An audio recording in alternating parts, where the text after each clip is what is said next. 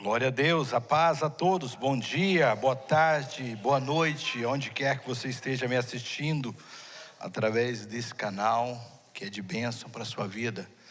Bem-vindo aos visitantes. Você pode fazer um trabalho melhor, trazendo um visitante à casa do Senhor.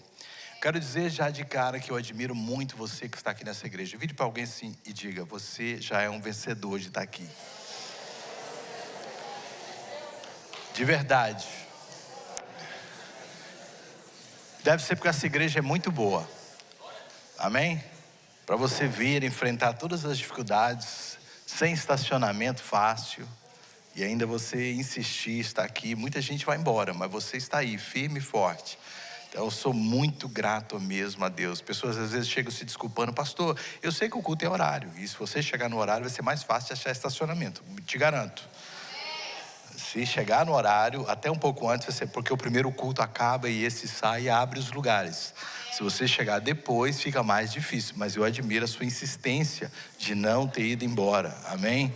Porque não é fácil. Eu estou orando para Deus nos dar a oportunidade de ter essa escola tocada. Eu consegui essa semana um contato com o prefeito. Então, notícia boa para dar para vocês. O prefeito da cidade agora é cristão. Amém? Eu tive com o ex-prefeito, e o ex-prefeito, foi difícil, mas a gente venceu. E aí a gente tem um prefeito cristão, amigo de vários pastores que eu conheço, já me colocaram em contato com ele. Eu já tive um primeiro contato com ele, ele falou: olha, os distritos escolares da cidade são independentes da prefeitura, mas eu vou fazer uma reunião entre você e a diretor dessa escola, e quem sabe, esteja orando, para a gente conseguir a graça aí de ter esse estacionamento da escola do lado. Vai facilitar bastante, e se não for isso, Deus nos dá condições de achar um lugar maior, melhor e com estacionamento. Uma coisa ou outra, porque a gente está tendo um culto, o primeiro culto maravilhoso, está cheio essa parte central aqui do primeiro culto. Muita gente vai embora, outros chegam. Então assim, eu fico pensando, logo não vamos conseguir comportar todos ao mesmo tempo, mas precisamos de um lugar com estacionamento, em nome de Jesus. A não ser que a gente ganhe asas e aprenda a voar logo, Aí fica mais fácil também. Glória a Deus, não vamos precisar nada disso. Quem entendeu, entendeu. Semana passada nós começamos a nossa série. Hoje eu estou tão feliz, eu estou com bastante tempo, graças a Deus. O pessoal hoje fez tudo rápido aqui, Então eu estou muito tempo. Não tem almoço hoje na igreja, então vocês vão jejuar hoje, Glória a Deus, eu vi que ninguém está fazendo almoço logo hoje, que eu estou com fome. Ainda bem que eu resolvi tomar o café da manhã, porque geralmente eu fico de jejum no domingo. Hoje o Espírito Santo falou assim: come, porque o negócio vai ser feio. Então eu tomei um bom café da manhã com quem fez às 9h30, foi muito bom. E a gente hoje tem esse tempo para compartilhar com qualidade.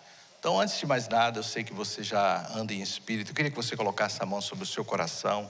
Vamos orar para Deus falar conosco através da sua palavra.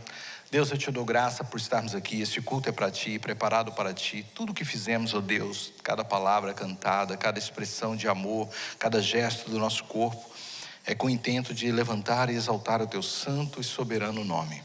Nós te damos graça pela vida e por estarmos aqui nesta manhã. Te agradecemos pela vida de cada um que está aqui, por aqueles que estão nos assistindo, e por aqueles, Senhor, que não puderam vir, os abençoe, que de alguma forma a tua palavra os alcance nesta manhã. Pedimos ao Espírito Santo que fale conosco de forma muito especial, em nome de Jesus, amém. Semana passada nós começamos essa série chamada Superbook, o grande livro, se referindo sim, claro, a toda a Bíblia, mas em especial um foco no livro de Hebreus. E eu os convido, se quiser, eu quero agradecer aqueles que estiveram essa semana já pela primeira vez, nas terças-feiras, 7 horas da noite, onde nós estamos estudando o livro de Hebreus com mais detalhe. Aqui no domingo é somente um highlight da beleza, da profundidade deste livro, que tem tantos assuntos importantes que nos é trazido através do autor divino, que é o Espírito Santo. E nós falamos a semana passada de um dos assuntos que extraímos desse livro, sobre a supremacia de Jesus. O autor, como um advogado que defende uma causa perante um tribunal, traz as suas questões provando, utilizando o Antigo Testamento, que era a lei daqueles que recebiam esta carta, que Jesus cumpria e era superior a tudo que já havia existido para o povo de Israel. Jesus superior aos anjos, superior às promessas, superior a Moisés.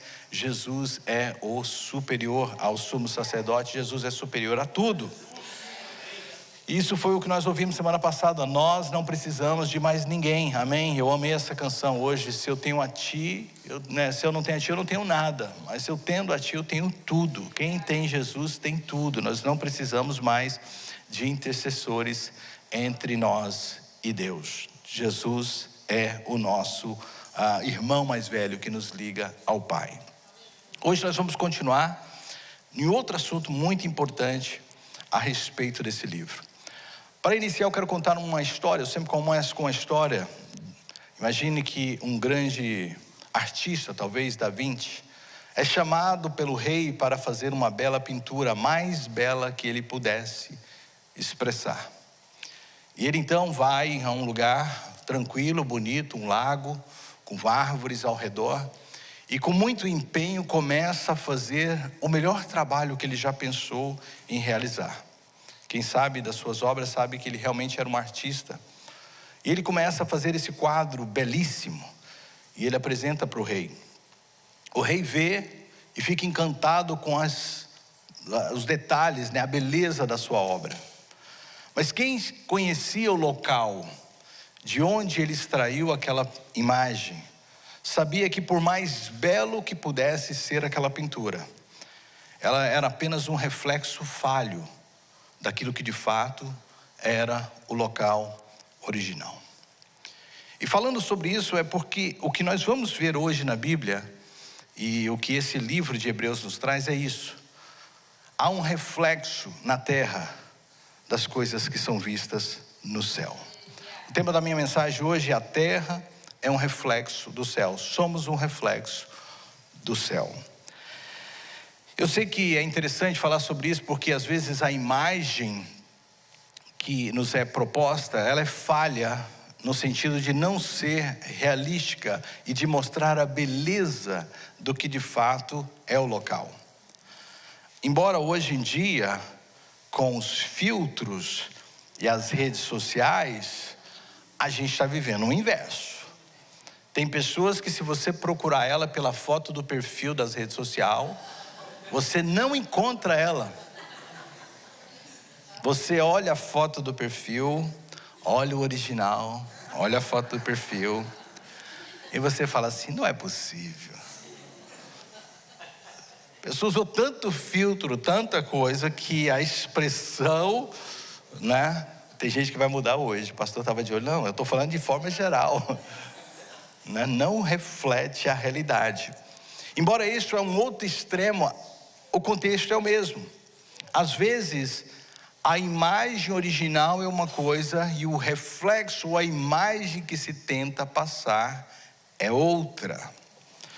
E com isso em mente, eu quero pedir que vocês olhassem para as telas que estão ao seu lado, os televisores, enquanto eu me dirijo àquela câmera de número 1. Deu para ver alguma coisa diferente? Ficou ruim a imagem, não é verdade? A imagem que vocês outrora estavam vendo não é mais uma imagem clara, não é mais uma imagem realística. Ela não consegue transferir o que de fato é o original. E eu me atrevo a dizer, o original é melhor do que aquela imagem está tentando mostrar. Confie. Se nós tivéssemos apenas esta imagem que nós temos dessa câmera, que eu olho para ela e atentamente, às vezes fica escuro, às vezes desaparece, às vezes ela desfoca, porque é exatamente sobre isso que eu quero falar hoje. Há uma imagem desfocada na terra do que de fato Deus intentou sobre nossas vidas. Pode voltar para a câmera 2. Hebreus capítulo de número 8, versículo de número 5. O escritor, falando a respeito do sacerdócio que havia no templo e do trabalho que eles efetuavam ali, ele nos diz que estes, e eu coloquei entre parênteses, sacerdotes, ministram em figura e sombra das coisas celestiais, assim como Moisés foi divinamente avisado quando estava para construir o tabernáculo. O autor de Hebreus está nos dizendo que os sacerdotes que ministravam no templo do Senhor, ou até mesmo mais tarde, antes desse tempo, que era no tabernáculo, eles ministravam como uma forma de figura ou sombra daquilo que existiam nas coisas no céu, celestiais, das coisas celestiais, o que eles tinham visto. E ele dá os detalhes. Foi por isso que Moisés foi tão divinamente avisado quando estava para construir o tabernáculo. Ele está dizendo que Moisés, ele não foi simplesmente um chato caprichoso com os detalhes que ele passou para aqueles que construíram o tabernáculo. Moisés teve uma visão do céu de algo que estava lá, algo que existia nos céus e que precisava de ser duplicado na terra. Ou seja, a terra, desde o início, é um reflexo do que está nos céus. Deus, quando diz façamos o homem a nossa imagem, segundo a nossa semelhança, a ideia do coração de Deus é que este planeta com os seres humanos refletissem os céus. Mas algo aconteceu. Algo aconteceu, e eu quero voltar para a câmera 1. Que tirou o foco verdadeiro, que distorceu a imagem original e o intento de Deus de demonstrar a sua glória. Volte para a câmera 2. Nós vamos falar sobre isso, sobre imagens distorcidas, do que era para ser, mas não é, e entender para onde esta imagem apontava. Qual era o propósito de Deus em ter dado a Moisés um desenho de um tabernáculo que mais tarde se torna um templo? Qual era o propósito de Deus em nos mostrar isso tudo? Moisés recebeu instruções diretas de Deus para reproduzir o que ele viu nos céus, aqui na terra. E Moisés enfatizou a importância de seguir aquelas instruções de Deus, de não mudar nada, de seguir todo o projeto divino. Vire para alguém e diga assim: Deus tem um projeto para a sua vida. Eu quero dizer, você que está me assistindo, Deus tem um projeto desenhado no céu para a sua vida. E é bem possível que aquilo que estamos vendo hoje não é a imagem do que Deus desenhou para você. Há algo que distorceu. O tabernáculo não era apenas uma estrutura física, mas um lugar onde Deus fez a sua morada entre o povo. Aquele desenho, aquela imagem original que Moisés viu, que tentou duplicar com todo empenho, com toda a força aqui na terra, tinha um propósito. Era um local onde Deus haveria de habitar. Era um local onde Deus haveria de estar no meio do seu povo. Então Moisés seguiu a direção e obedeceu cada detalhe para refletir o tema que ele havia visto nos céus. Primeiro ponto da minha mensagem é bem óbvio: a terra reflete o céu. Ou entre parênteses, se eu pudesse fazer um ponto B, deveria refletir os céus. Hebreus capítulo de número 9, eu tenho projetado para você. Eu vou ler os 2 primeiros versículos, depois vamos para mais 2. Diz o seguinte: era necessário, portanto, que as figuras das coisas que se acham nos céus se purificassem, mas as próprias coisas celestiais com sacrifícios a eles superiores. O que esse texto está tentando nos mostrar? Entenda que eu disse que Deus criou as coisas perfeitas para refletir o céu, mas algo aconteceu. Algo veio e deturpou as coisas que eram para refletir a imagem de Deus. Algo que ficou manchado, trouxe uma aparência diferente daquilo que tinha sido projetado originalmente. E aí ele diz: era necessário, portanto, que as figuras das coisas que se acham no céu se purificassem. A gente começa a entender que o desenho que Moisés recebe, embora ele viu algo no céu, era com o intuito de tentar colocar um remendo, um band-aid, algo que pudesse ajudar temporariamente a mancha que havia sobre a imagem original. Então, como eu disse, usando os argumentos de um advogado perante um tribunal, esse escritor vai demonstrar isso. Ele vai defender essa causa, que tudo que estava acontecendo, ou aconteceu até os dias que ele escrevia esse livro, que ainda, ao que nós entendemos, tem ainda o uso do templo. Não há uma menção no livro de Hebreus que o templo havia sido destruído. Então ele estava em plena prática dessas coisas que purificavam. Quando ele falou dessa linguagem de purificação, os receptores desse livro entenderam o que ele estava falando. Ele sabia que ele estava falando a respeito das coisas que aconteciam no templo. Então ele começa a argumentar: deixa eu mostrar para vocês que existe um porquê de tudo isso. Existe algo que Deus está tentando fazer. Deus está tentando fazer com que os céus reflitam, a terra reflitam os céus.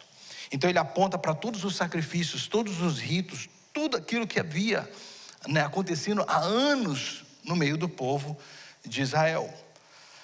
Eu não sei se você, quando criança, já teve a oportunidade de ir no matadouro de animais. Não é um lugar... Minha mãe tinha umas ideias não muito bacanas, que hoje em dia ela seria presa por traumatizar os seus filhos. A minha mãe tinha a mania de levar a gente para matadouro, para ver animal morrer. Eu não sei que ideia que é essa, né?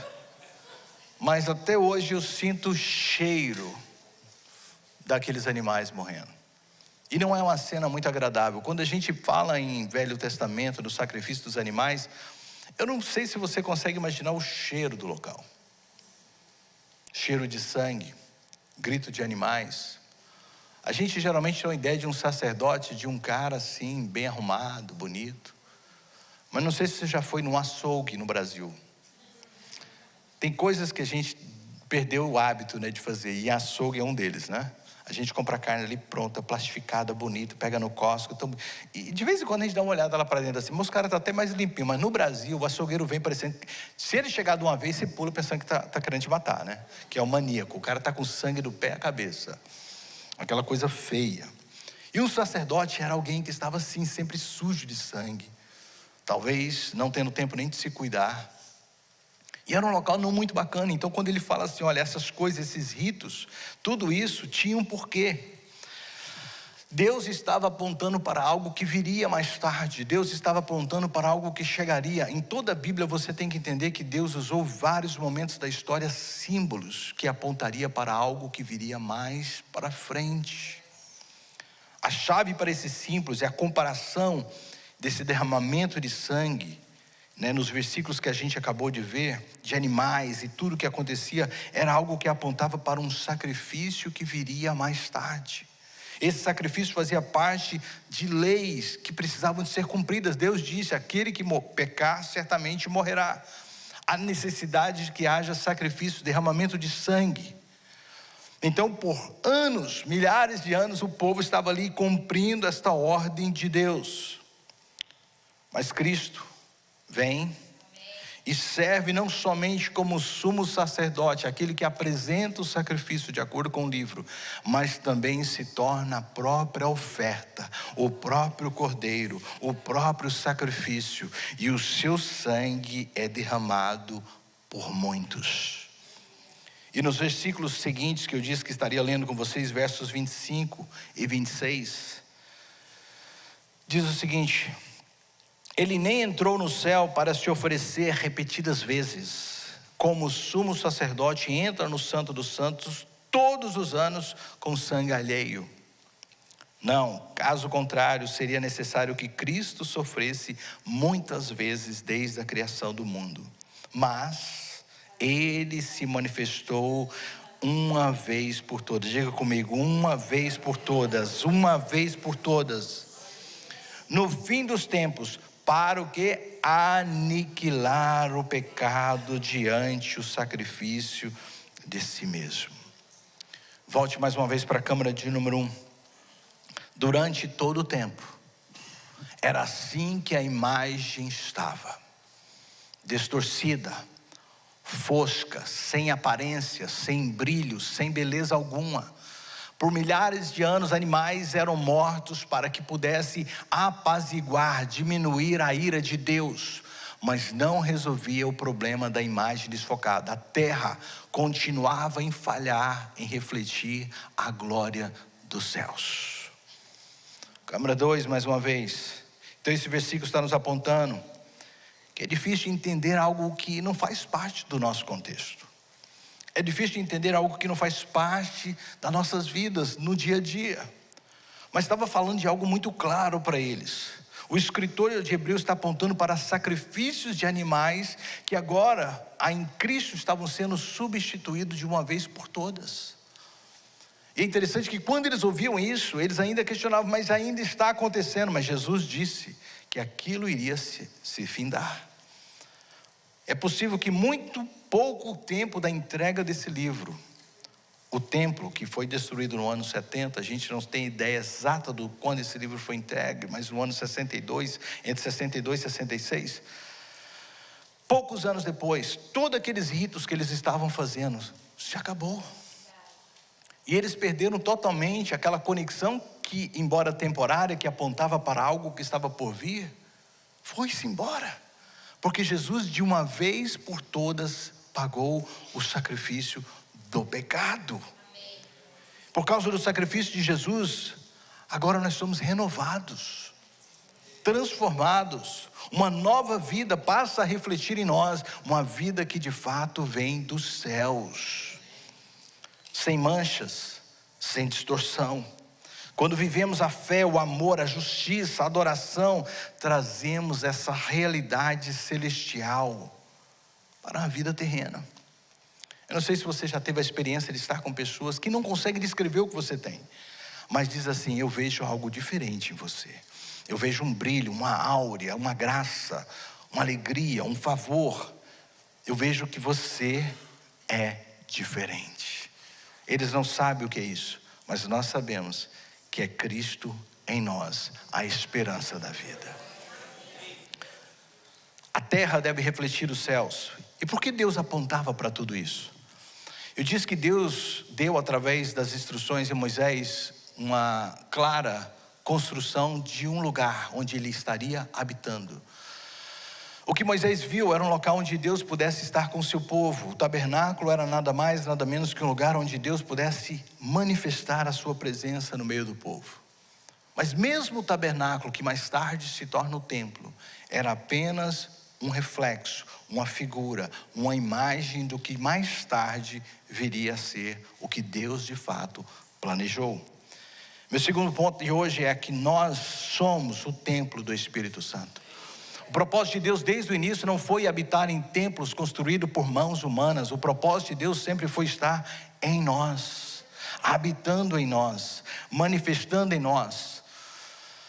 Eu pensava nessa história, nesse contexto, e quando Jesus vem ao mundo, Ele é a unificação disso, do físico material da carne humana com a habitação de Deus. O que Deus planejou desde todos os séculos dos séculos da criação é que nós fôssemos o que Cristo é. Pessoas fisicamente construídas de carne e osso, mas que carreguem a presença do Deus Todo-Poderoso. O primeiro Adão era para ser assim, mas como eu disse, algo aconteceu que desfocou. Mas o segundo, Cristo, que nasceu de uma virgem, veio e demonstrou ao mundo que nós, em carne e osso, podemos carregar a presença de Deus. O apóstolo Paulo vai nos dizer isso em 1 Coríntios capítulo 3, verso 16. Não sabeis vós que sois santuários de Deus e que o Espírito de Deus, o quê? Habita em vós. Vire para alguém e pergunte assim: você sabia que Deus quer habitar em você? O tabernáculo, o templo, tudo isso somente apontava para o verdadeiro templo, que somos nós. Deus nunca quis habitar em um local construído por mãos humanas. Deus nunca quis estar no meio de lonas, no meio de uma caixa de ouro. Deus quer estar em nossos corações. Foi desde o início, esse era o plano de Deus. O Antigo Testamento, apenas, como eu disse no início, eram figuras que apontavam para o que mais tarde viria a ser. No Antigo Testamento, Deus se manifestava no Santo dos Santos. Mas aí vem Jesus, o sacrifício perfeito. Paga o preço pelo pecado, e o templo é destruído, é retirado. Por quê? Deus perdeu o seu lugar? Não, Deus não precisaria mais daquele local onde ele habitava, e as pessoas pudessem estar com ele somente uma vez por ano, e olha lá, aqueles que eram escolhidos. Jesus rasgou o véu para que ele pudesse habitar em nós. O véu não foi rasgado para que Deus pudesse sair, no sentido que Deus estava preso, não. O véu foi rasgado para que a gente não buscasse Ele mais no local errado. Deus agora habita em nós, está em nós. O Espírito Santo está em nós. Nós somos o templo do Espírito Santo. Como eu disse desde o início, Deus quis estar no meio do seu povo. Quando você entende isso, que no início, por exemplo, da criação, quando Deus construiu todas as coisas, criou todas as coisas em 6 dias. 6 dias Deus criou. E diz que no 7º dia Deus o quê? Descansou. E a gente vai entender que Deus não é homem para se cansar. Deus não precisava do dia de descanso. E eu sei que existe um contexto que a gente utiliza para dizer que é o dia que Deus quer que nós descansemos dele, que nós busquemos a ele. Mas existe também um contexto do lado de Deus. Porque Deus descansou. A palavra que eu aprendi no original é rest em inglês, quando eu estudava o Antigo Testamento, e dizia que Deus descansou, Deus sentou-se para reinar. A ideia não é Deus parar para descansar, mas Deus parar para reinar. Depois de ter construído todas as coisas, Deus está no meio do povo, está no jardim, e Deus reina sobre eles. A mesma palavra é usada mais tarde, você sabia disso? A palavra que nós utilizamos no inglês, rest, descanso, é utilizada quando Deus permite que Moisés construa o templo, o tabernáculo, perdão. E depois de construir tudo e colocado a arca no meio, diz que Deus foi e descansou no meio do seu povo. Deus não parou ali porque ele não tinha o que fazer, Deus parou porque agora era uma teocracia. Deus estaria reinando no meio do seu povo. Quando Deus faz do seu coração um trono, não é porque Deus quer descansar aí. Deus quer reinar no seu coração. Deus quer governar sobre a sua vida. Deus quer guiar os seus passos. Hoje Deus busca corações para repousar e reinar. E se o seu coração está disponível, levante a sua mão para Ele e diga: Senhor, eis-me aqui, pode reinar.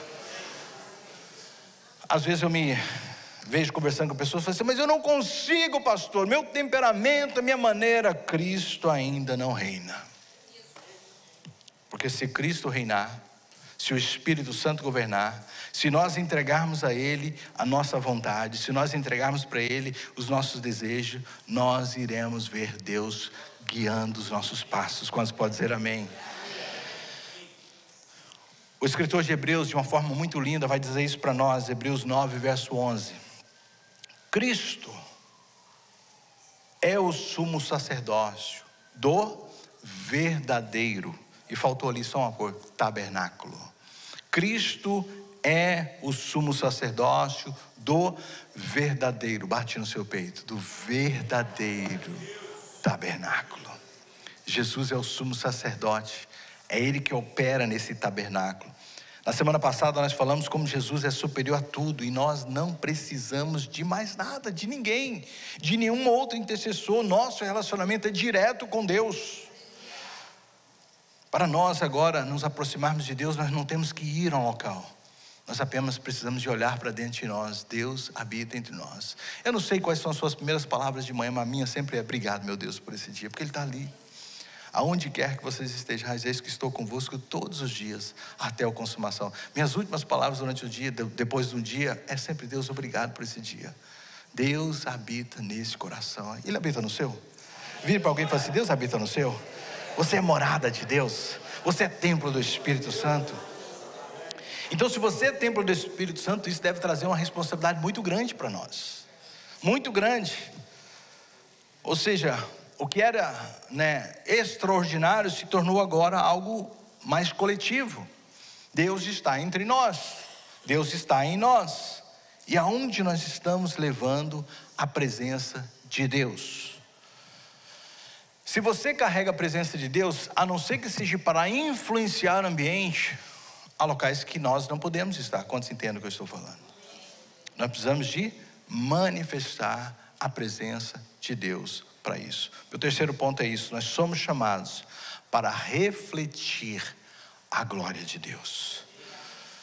Se a glória de Deus estava no tabernáculo, na tenda do encontro, no templo, a glória de Deus está hoje em nós. Se nós somos, Jesus veio para tirar o desfoque, para tirar essa figura manchada, pagar o preço do sacrifício perfeito, se tornar o sacerdote do templo verdadeiro que somos nós. Nós precisamos agora de carregar essa glória de Deus. O apóstolo Paulo vai nos dizer em 2 Coríntios capítulo 3, verso 18: e todos nós, que com o rosto descoberto contemplamos a glória do Senhor, segundo a sua imagem, estamos sendo transformados com a glória cada vez maior, a qual vem do Senhor, que é o Espírito. Paulo aqui está fazendo referência em Êxodo capítulo 34, onde Moisés tinha um encontro com Deus, onde Moisés falava com Deus e o seu rosto brilhava após esse encontro com Deus. Por quê? Porque o rosto de Moisés refletia tão poderosamente essa glória de Deus, esse poder de Deus. O véu que ele fala que ele colocava para cobrir, porque as pessoas não podiam ver aquele brilho, eles tinham medo. Mas hoje nós somos convidados a remover qualquer coisa. Sabe, esse negócio de agente secreto de Jesus, isso não existe, não existe. E é tão interessante que a gente para pensar que muitas vezes aquilo que nós estamos refletindo ou tentando refletir não necessariamente é de Deus, mas é da religião. Tem gente que você olha para ela e tem pessoas confundindo ideologias de igreja, costumes de igreja, vestimentos de igreja, características de igreja como glória de Deus. E tem gente pensando que se portar assim, carrega a glória de Deus. Deixa eu te dizer só uma coisa, preste atenção. Você é fariseu. A glória de Deus não está nessas coisas. A glória de Deus é amor, é paciência, é paz, é longanimidade, é bondade, é mansidão, é temperança, é controle próprio. A glória de Deus não está em coisas por homens. Tem gente que você... Nossa, ali vai um crente. Por que você diz que ela é crente? Aquela roupa. Então não é isso que eu estou buscando. Não é isso que Deus quer. Deus quer a glória que estava em Cristo, porque Cristo não tinha esse... Se você quer parecer então, veste como judeu então.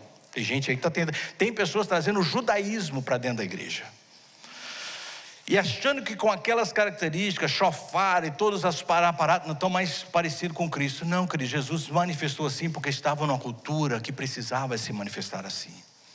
Mas quando ele falava, as pessoas viam Deus dentro dele. Não estamos falando de aparência física. Estamos falando de algo que vem do interior. Estamos falando de algo que vem de Deus, do amor verdadeiro que vem de Deus. Eu estava com uma pessoa ontem que, se você olhasse para ela, fisicamente, você não diria que ela é de Deus. Por causa que nós temos mania de julgar.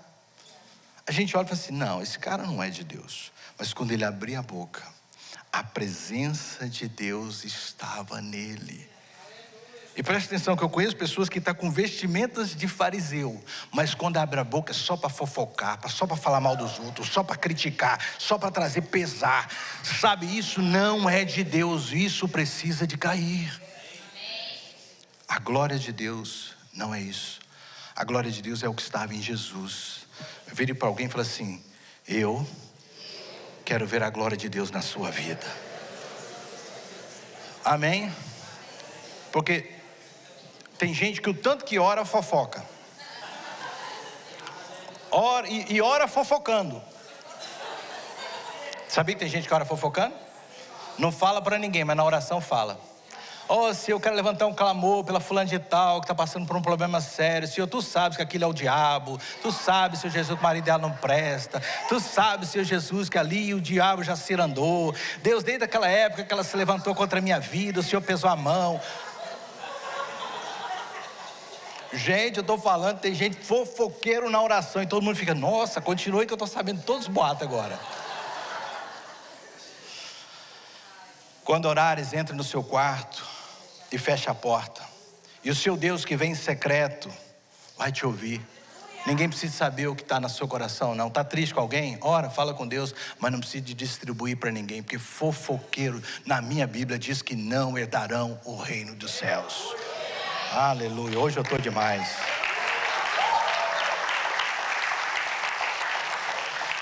O mesmo motivo que tem trazido gente para essa igreja tem afastado, você sabia disso, né? Pastor, eu vou lá porque ali o senhor prega a palavra. E tem gente que não está suportando a sã doutrina. Porque aqui vai ouvir a verdade. Não fui chamado para ser, sabe, a pessoa animador de plateia. Eu sou pastor. Eu estou levando um povo para o céu. Amém? Glória a Deus. Quantos estão entendendo isso? Glória a Deus.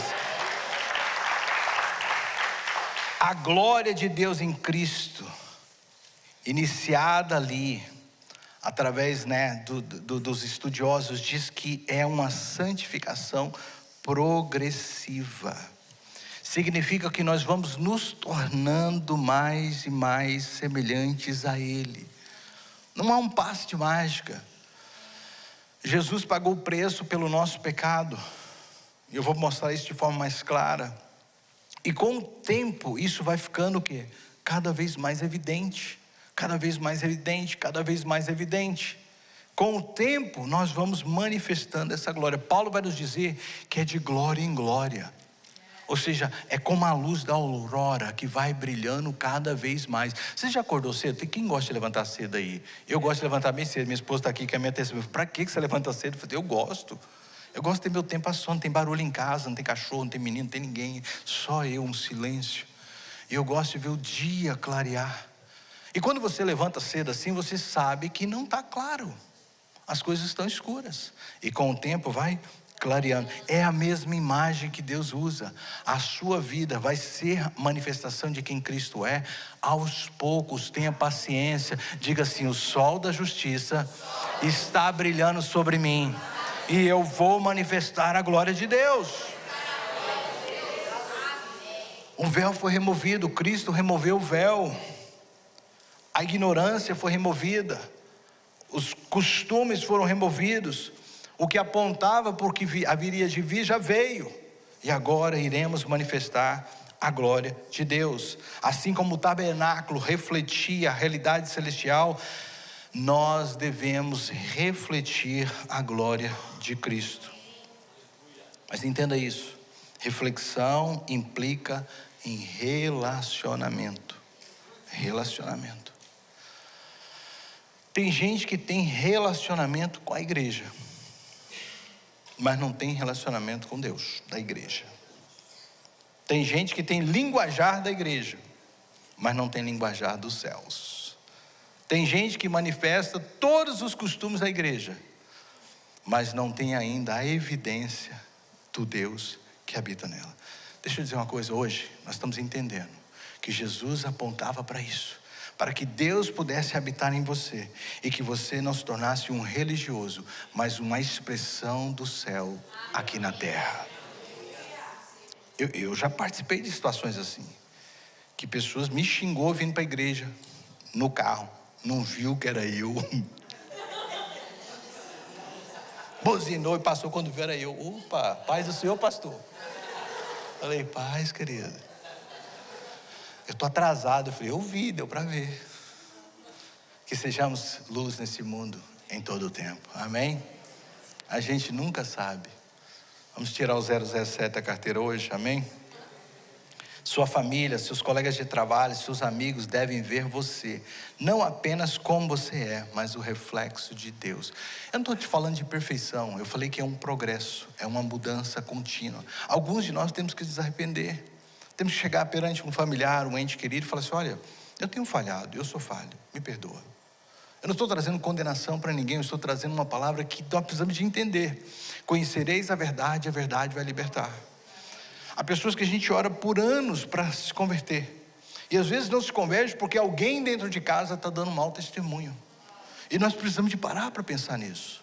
Nós precisamos de pensar que nossos filhos estão olhando para nós, que nosso cônjuge está olhando para nós, que nossos pais estão olhando para nós, e que nós precisamos de manifestar a glória de Cristo. Meu último ponto hoje é nosso reflexo, que ele se pareça com Cristo. Nós somos chamados a manifestar os céus, a glória de Deus, e essa glória é Cristo em nós. Voltando para o livro de Hebreus, ele vai nos dizer o seguinte: portanto, irmãos, temos plena confiança para entrar no santuário, pelo sangue de Jesus, pelo novo e vivo caminho que ele nos abriu pelo véu, isto é, pela sua carne, e temos um grande sumo sacerdote, sobre a casa de Deus. Aproximemo-nos com sincero coração, em plena certeza de fé, tendo o coração purificado da má consciência e o corpo lavado com água limpa. Guardemos firmes a confiança da nossa esperança sem vacilar, pois aquele que fez a promessa é fiel.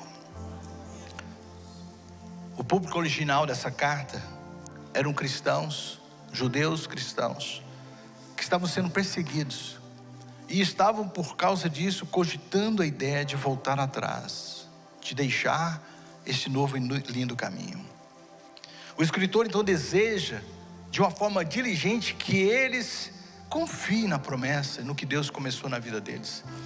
O Deus que começou a boa obra vai aperfeiçoar. Você não está pronto, você está em obra, mas não desiste. Não para no meio do caminho. Não veja você pela ótica equivocada.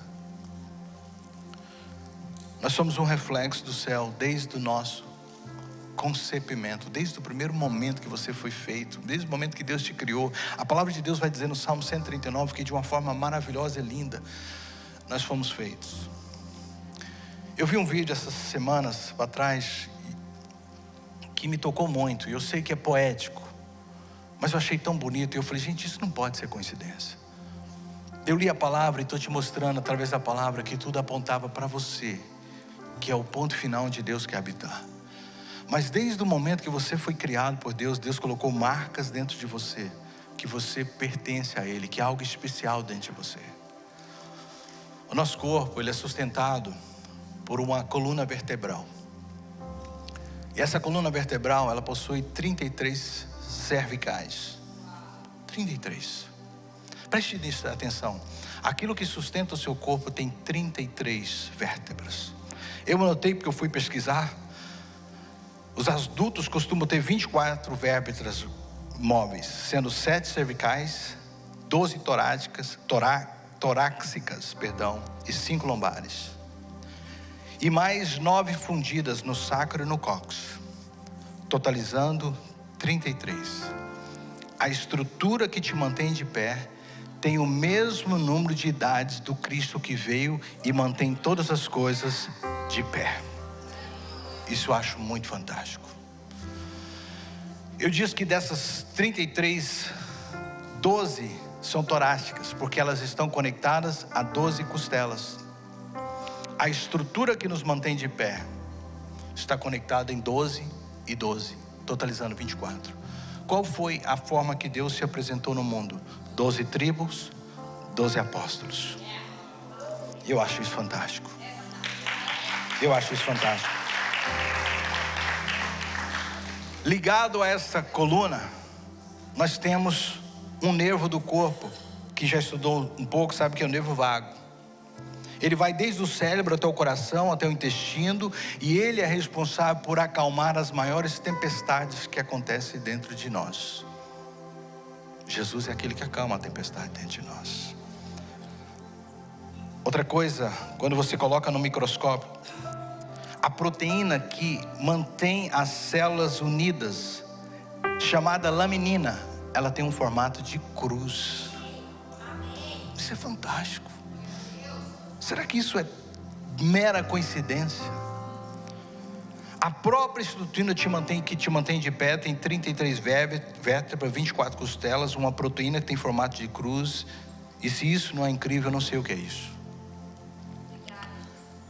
Se isso é pouco, na sua morte e ressurreição, ele também deixou uma marca. A Bíblia diz que ele ficou 3 dias na sepultura, 3 dias na sua ressurreição.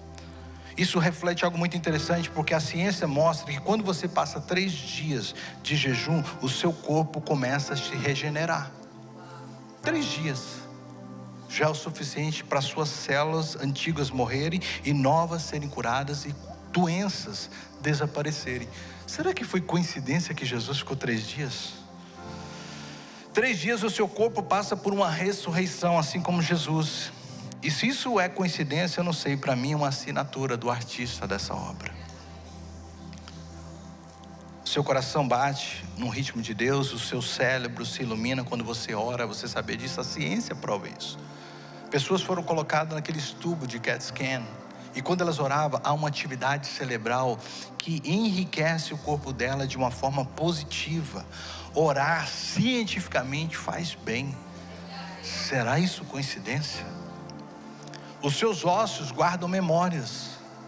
Suas lágrimas mudam de composição dependendo do que você está sentindo, se é alegria ou tristeza. Mas a Bíblia diz que as suas lágrimas são valiosas e Deus guarda elas como preciosas lá no céu. Quer você perceba ou não, seu corpo adora a Deus. Quer você entender ou não, há algo maravilhoso dentro de você do artista, com a assinatura da obra-prima que ele jamais fez, que é você. E aqui está uma maravilha: Jesus não apenas te criou, Ele escreveu em si mesmo o seu próprio DNA. Ele te formou com a intenção e soprou a vida sobre você, porque você não é apenas um templo, você é o templo que Ele escolheu habitar. O Criador que sustenta as galáxias também quer morar dentro de nós. Você foi criado para ter um relacionamento com Deus, que te criou com tanto amor. E Jesus hoje te convida a você tomar a melhor decisão, que é dar lugar para Ele no seu coração. Eu queria voltar para a câmera de número 1. Muitas vezes, quando nós olhamos para nós, a gente está dizendo: mas não tem nada bom em mim, pastor. Quando o Senhor me conhecesse bem, o Senhor não vai ver nada bom em nós. Mas Jesus vem e Ele tirou o que está errado. Ele removeu o pecado. Remove essa lente do pecado que nos destrói, que tira a nossa imagem. Meu pastor ainda está sem foco. É isso mesmo, está faltando foco. Está precisando que você foque mais em Deus. Está precisando que você busque a santidade. Está precisando que você entregue o seu coração para Jesus, para que cada dia essa imagem vá clareando. O pecado foi removido, mas há uma parte que o Espírito Santo quer fazer em você, que é a santidade. E a santidade é algo que vai trazendo definição da presença de Deus sobre a sua vida, até que você não tenha mais nenhuma distorção, haja mais nada e possa ser claro, claro, claro, claro, claro, claro, claro, claro. É isso que Deus quer. Deus quer fazer com que a sua imagem brilhe cada dia mais. A palavra de Deus vai me dizer em 2 Coríntios capítulo 5, verso 17, está faltando um 7 aí. Portanto, se alguém está em Cristo, é uma nova criatura. Já se foi as coisas antigas, já passaram, eis que tudo se fez novo.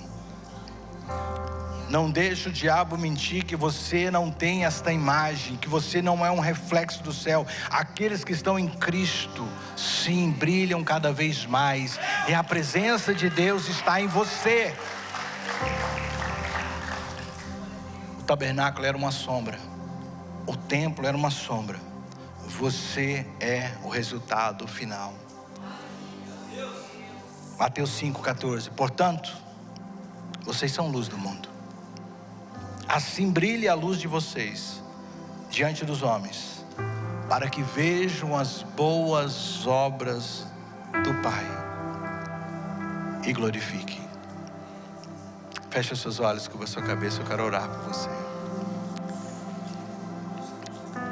Se eu não tenho a Ti, eu não tenho nada. Se eu não tenho a Ti, eu não tenho nada, Senhor. O que falta na tua vida? Nada. Se você tem Jesus, você tem tudo. Sem Ele, sem saída. Sem Ele, sem resposta. Sem Ele, sem nenhum tipo de esperança. Deus não desenhou uma terra para ela ficar no caos e na falha. Deus não desenhou esse planeta que declara todo o tempo a glória do Senhor para que ele estivesse em ruínas. Apocalipse 21 vai dizer que João viu, a nova Jerusalém descendo. Descendo para onde? Para a terra. Porque eis que todas as coisas já se findaram. Eis que um novo céu e uma nova terra foi colocada por Deus. Aonde vai ser o céu? Eu creio que vai ser aqui. É o que a Bíblia me mostra. Com quem? Com um povo regenerado que transfere a glória de Deus. Com o projeto original de Deus. Não mais manchados pelo pecado, mas libertos pelo sangue de Jesus. Eu vou abrir esse altar. Se você precisa de um tempo com Deus, eu quero chamar pessoas aqui de forma intencional. Eu queria chamar o grupo de louvor que voltasse aqui em cima. As luzes fossem apagadas. Eu não posso terminar um culto como esse sem te fazer uma pergunta. O que a sua vida está refletindo? O que a sua vida está refletindo? Se não estamos refletindo o que eu acabei de mostrar, todo o projeto, todo o plano de Deus não está sendo aplicado para você, em você, o que precisa de mudar hoje? O que você precisa de renunciar? O que precisa de entregar? O que você precisa de fazer para ver Deus na sua vida dessa forma que eu falei? Você quer uma segunda-feira diferente? Começa aqui hoje nesse altar. Você quer uma transformação de vida? Começa em renunciando aqui hoje quem você é. Eu vou abrir esse altar. Eu queria que você viesse. Só deixa esse espaço da lateral da minha direita para o pessoal do louvor subir. Mas o altar está aberto. Se você precisa de entregar para Jesus algo, o templo que Deus quer habitar é você. Não é o seu vizinho, não é a pessoa que está do seu lado, é você. E se você quer entregar para Ele esse templo, Senhor, reina, governa, sente-se aqui, faça a morada, transforme, renuncie tudo que está atrapalhando. Eu queria que você viesse para esse altar e se ajoelhasse aqui, como um sinal de rendição, de entrega. Diga para Ele de verdade: Senhor, sem Ti eu não sou nada. Sem Ti, Senhor Jesus, eu não tenho lugar neste mundo. Sem Ti, Senhor Jesus, a minha vida perde o sentido. Pode vir. Tem gente que já era para estar aqui já há muito tempo.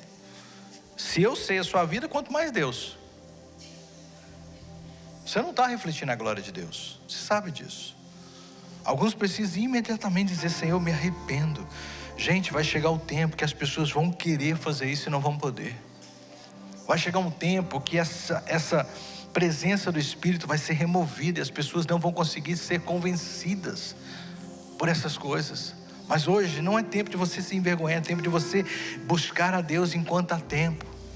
O escritor de Hebreus diz no capítulo 3: eis que estou à porta e bato, não endureça os vossos corações como aqueles no tempo da rebeldia fizeram, e por isso não entraram no meu descanso.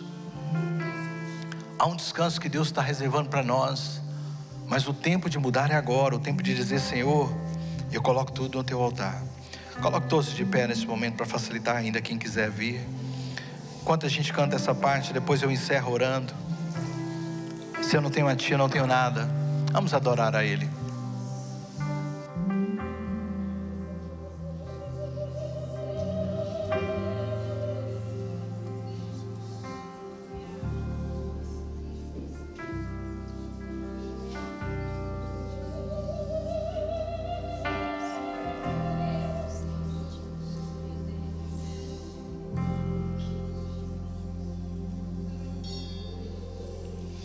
Tudo é perda se não tenho a ti. Tua graça é o que me basta. Sem você não sei aonde. Sem tua presença nada importa. Do que adianta eu ganhar o mundo inteiro e a minha alma se perder sem ti, Senhor? Do que adianta eu juntar os meus tesouros e me esquecer daquele que me amou? Se eu não tenho a ti, não tenho nada, nada eu serei sem ti, Senhor. Só tua presença é o que me basta. Eu te levarei por onde eu for.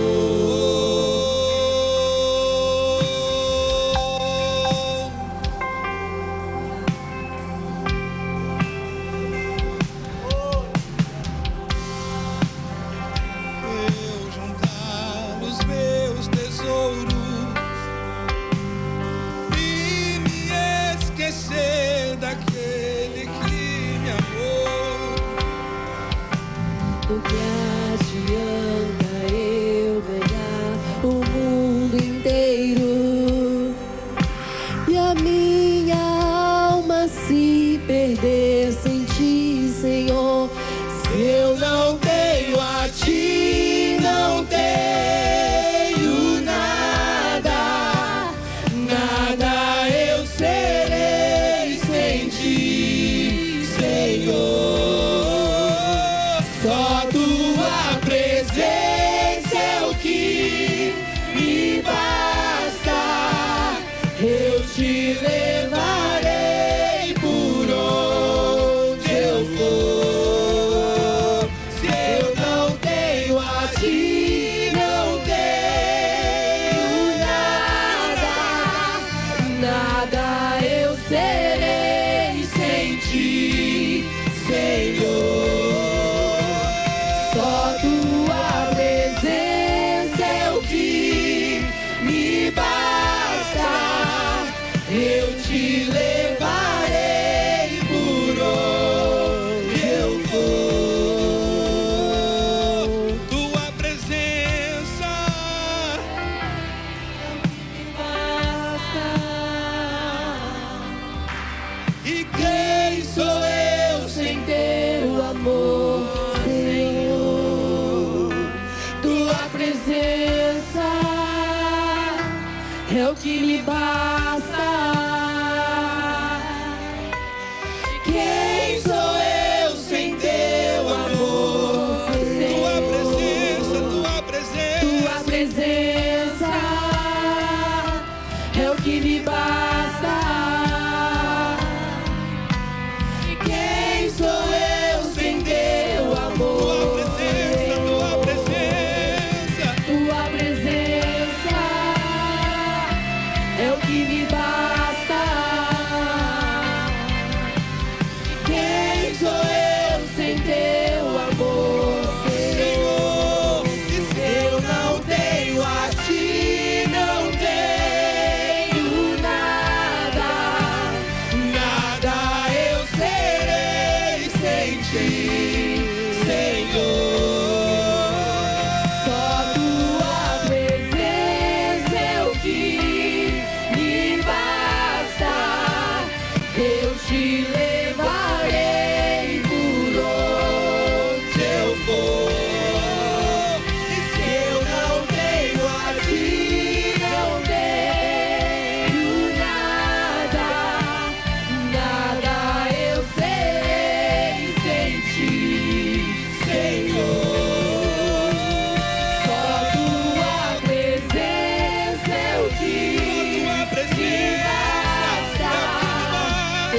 te levarei por onde eu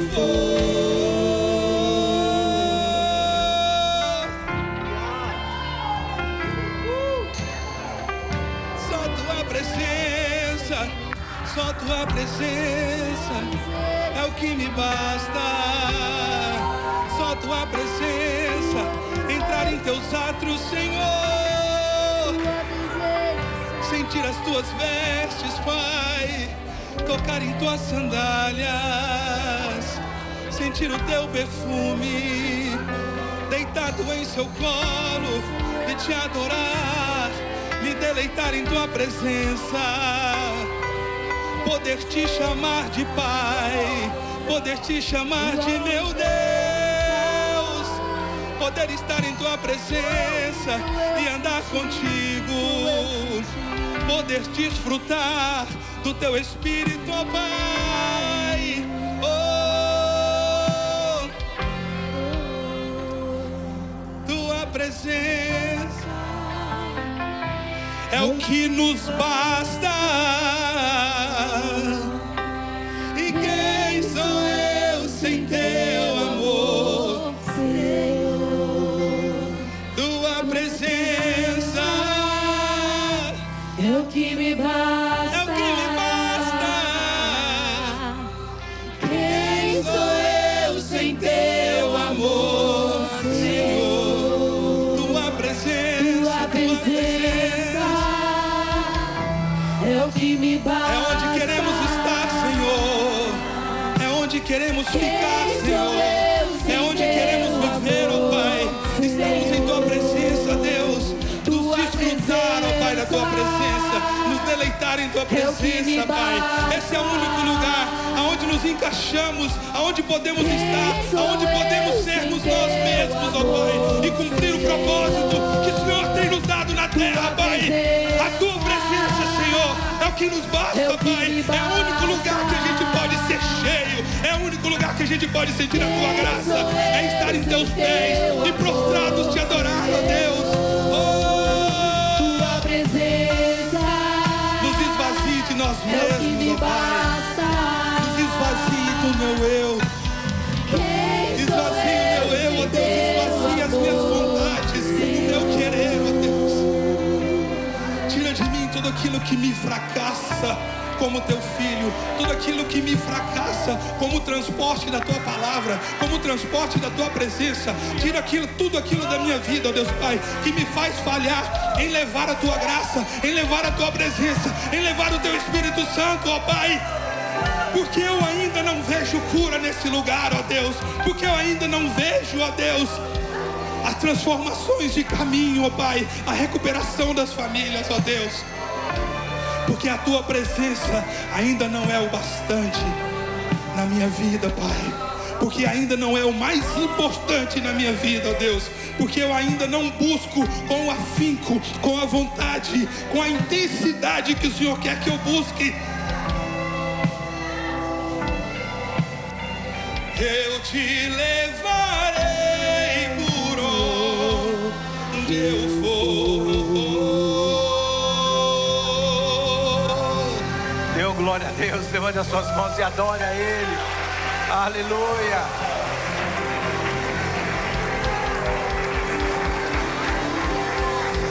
Diga assim: a partir de hoje, eu vou refletir os céus. Aonde quer que eu vá, a presença de Deus se manifestará.